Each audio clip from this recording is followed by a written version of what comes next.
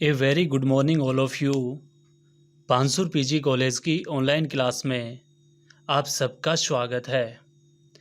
आज हम BA part first English literature के paper first poetry and drama में से रविंद्रनाथ टैगोर के द्वारा लिखी गई एक famous poem where the mind is without fear के बारे में डिटेल से डिस्कस करेंगे।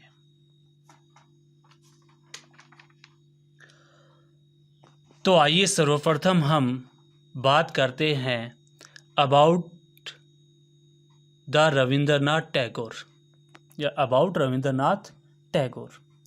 रविंद्रनाथ टैगोर के बारे में अबाउट रविंद्रनाथ टैगोर, रविंद्रनाथ टैगोर के बारे में।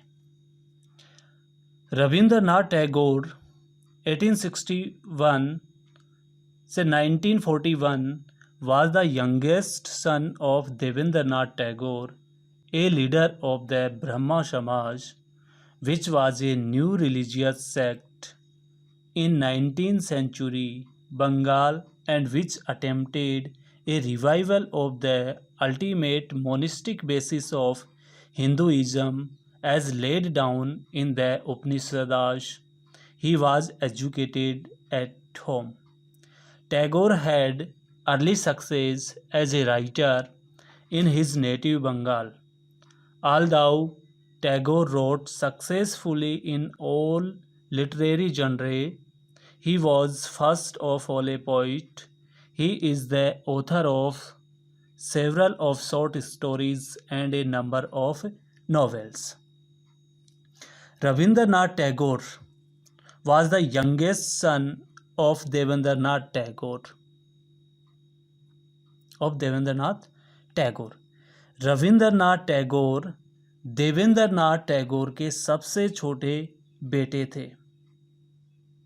ए leader of the Brahmo Samaj which was a new religious sect in 19th century Bengal and which attempted a revival of the ultimate monistic basis of Hinduism as laid down in the Upanishads. Religious का मतलब होता है धार्मिक और sect का मतलब होता है मत या संप्रदाय। रिवाइवल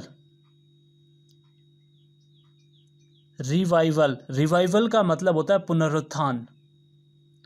मोनिस्टिक का मतलब होता है अद्वैत।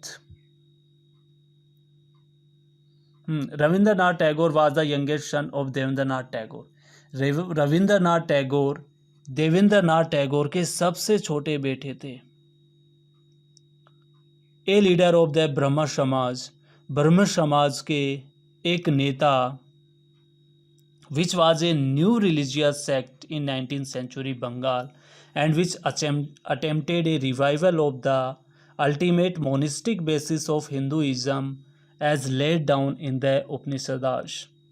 ही was educated at home.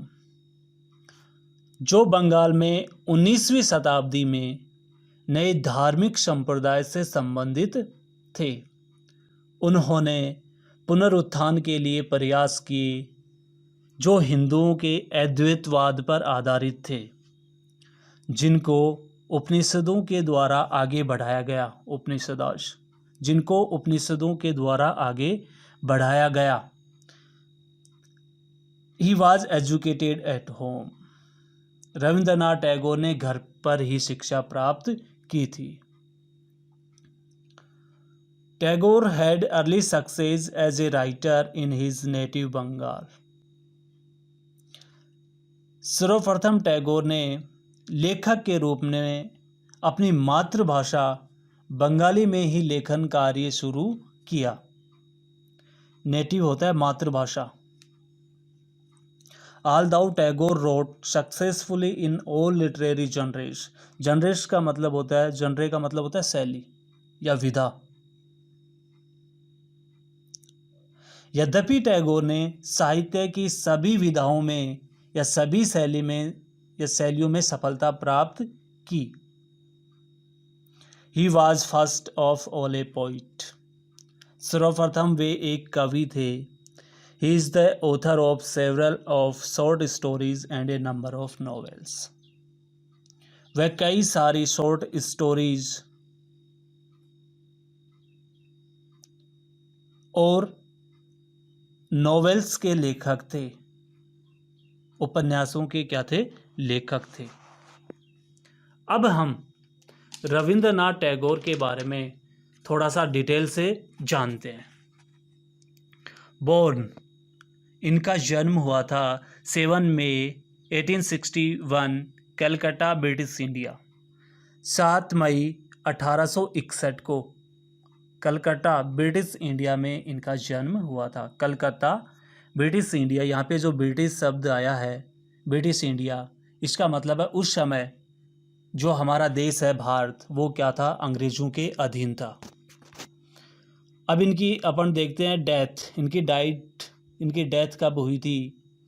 7 August 1941, 7 August 1941 Calcutta, British India. 7 अगस्त 1941 में इनकी डेथ हुई थी, इनकी मृत्यु हुई थी।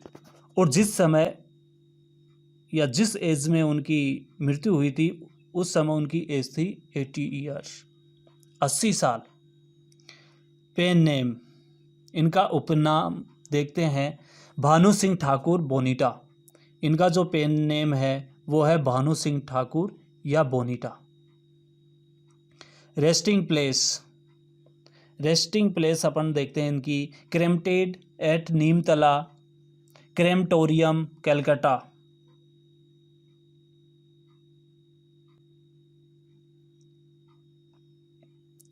अब हम बात करते हैं इनके ऑक्यूपेशन की।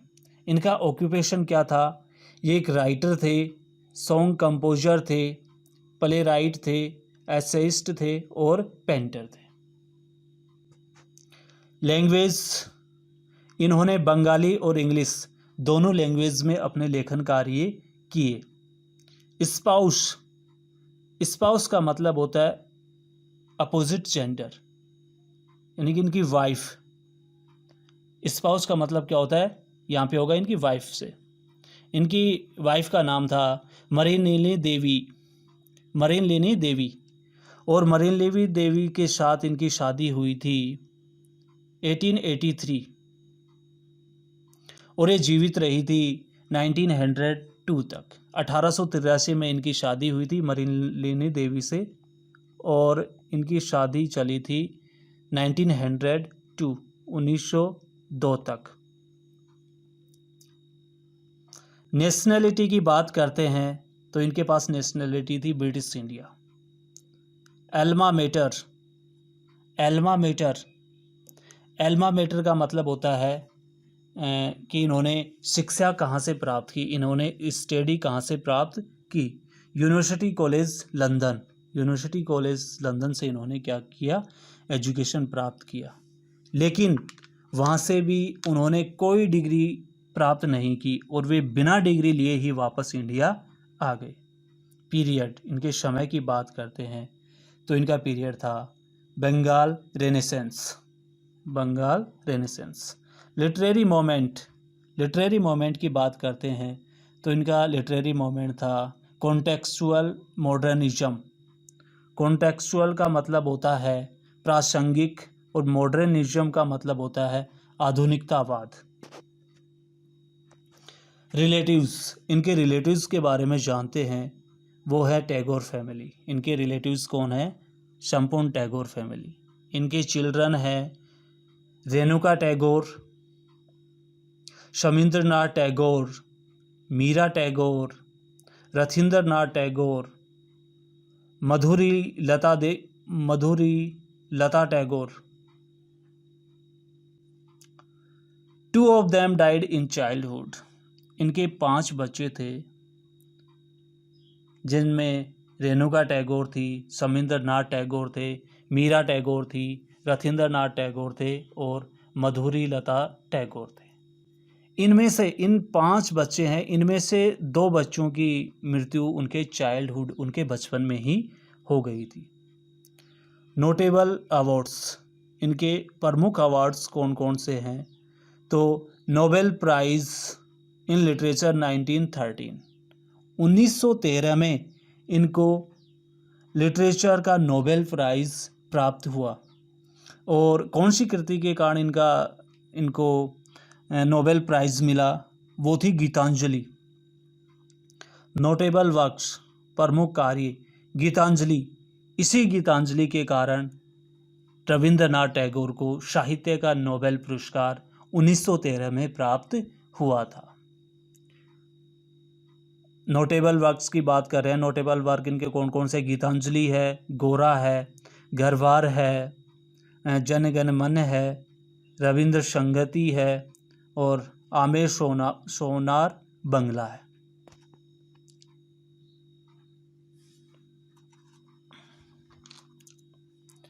अब हम बात करते हैं रविंद्रनाथ टैगोर की जो फेमस पोइम है, और उस पोइम का नाम है where the mind is without fear.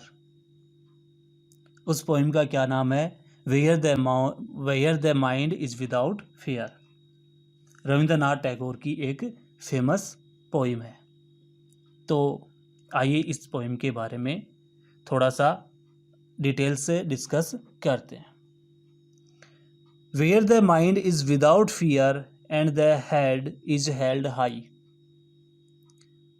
Head का मतलब होता है मस्तिष्क।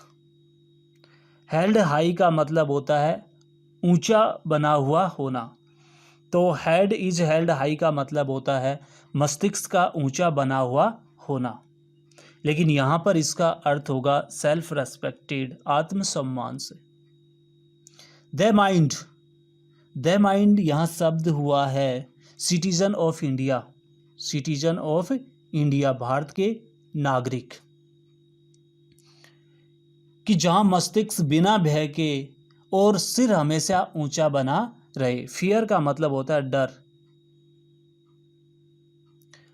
अर्थात पोइट अपने राष्ट्र की महानता के लिए ईश्वर से प्रार्थना करता है और कहता है कि उसके देश का प्रत्येक जो नागरिक है, उसके देश का प्रत्येक व्यक्ति है, वो बिना डर के रहे, यानी कि निर्भय रहे, एवं उसका आत्मसम्मान ऊंचा रहे, या वो आत्मसम्मान के साथ जी सके। Where the knowledge is free. Where the knowledge is free, जहाँ ज्ञान बिल्कुल क्या हो? फ्री हो, जहाँ ज्ञान बिल्कुल स्वतंत्र हो। अर्थात जहाँ नॉलेज पे किसी प्रकार की कोई भी बाउंडेशन ना हो। Where the world has not been broken up into fragments.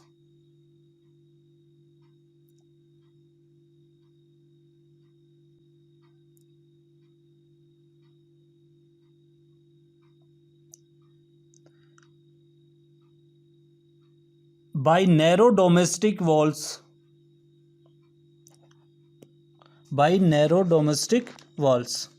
where the world has not been broken up into fragments by narrow domestic walls। broken up, यह शब्द आया है क्या? broken up। broken up का मतलब होता है टूटना। फ्रेगमेंट्स का अर्थ होता है टुकड़े। नैरो डोमेस्टिक वॉल्स का मतलब होता है संकीर्ण घरेलू दीवारें। नैरो का मतलब होता है संकीर्ण, डोमेस्टिक का मतलब होता है घरेलू, और वॉल्स का मतलब होती है दीवारें। तो संकीर्ण घरेलू दीवारें कौन कौन सी हैं? तो इनमें आता है जाति, धर्म और भाषा। यानी कि देशवासियों में जाति के नाम पर, धर्म के नाम पर और भाषा के नाम पर किसी भी प्रकार का कोई भेदभाव न हो। तो इन दोनों लाइंस का अर्थ देखते हैं कि जहां संसार आंतरिक संकीर्ण घरेलू दीवारों के टुकड़ों में ना टूटे, अर्थात जाति के नाम पे, धर्म के नाम पर और भाषा के नाम पर देश का विभाजन न हो, लोग आपस में भाईचारे की भावना से रहे। Where words come out from the depth of truth. Depth का मतलब होता है गहराई और ट्रूथ का मतलब होता है सत्य, कि जहां शब्द सत्य की गहराई से बाहर निकले, अर्थात पोइट कहता है कि उसके देश के लोग ऐसी भाषा बोले जो उनके हृदय से निकलती हो। Where tireless starving stretches into arms towards perfection. Perfection का मतलब होता है पूर्णता। स्ट्रेचेस का अर्थ होता है फैलाव। स्टार्विंग का अर्थ होता है पूर्ण सीमा तक प्रयास करना या पूरी कोशिश करना। टायरलेस का मतलब होता है बिना थके हुए। इस लाइन में पोइट एक आदर्श स्वतंत्र देश चाहता है जहां लोग बिना थके हुए पूर्ण सीमा तक अपने विकास के लिए प्रयास करते रहें। पूर्ण सीमा तक क्या करते रहें? प्रयास करते रहें अपने विकास के लिए। Where the clear stream of reason has not lost its way into the dreary desert sand of dead habits. Clear stream of reason का अर्थ होता है स्पष्ट तर्क। Dreary desert sand of dead habits का अर्थ होता है असफलताओं की प्रसन्नता रहित धूल। इन दोनों लाइंस का अर्थ देखते हैं कि पोइट चाहता है कि उसके देश में स्पष्ट तर्क असफलताओं की प्रसन्नता रहित धूल में समाप्त न हो। इन दोनों लाइंस का अर्थ है कि यहाँ पर पोइट यह चाहता है कि उसके देश में जो स्पष्ट तर्क हैं, जो क्लियर स्ट्रीम ऑफ रीजन है, वो असफलताओं की प्रसन्नता रहित धूल में समाप्त न हो। Where the mind is led forward by the into ever widening thought and action.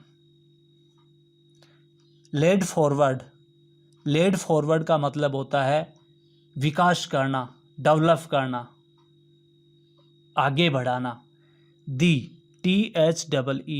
दी का मतलब होता है यू का मतलब होता है तुम्हारे लिए, और यहाँ पर यू है वो किसके लिए आया है? गॉड के लिए आया है, ईश्वर के लिए आया है। ईवर वाइडनिंग का मतलब होता है परिणामदायक। थॉट का अर्थ होता है विचार, और एक्शन का मतलब होता है कार्य। इन दोनों लाइंस में ये जो पॉइंट है वो ये चाहता है कि उसके देश के लोग ईश्वर से प्रेरणा प्राप्त करे, जिसके परिणामदायक विचार और कार्य में या क्रियाओं में विकास करे।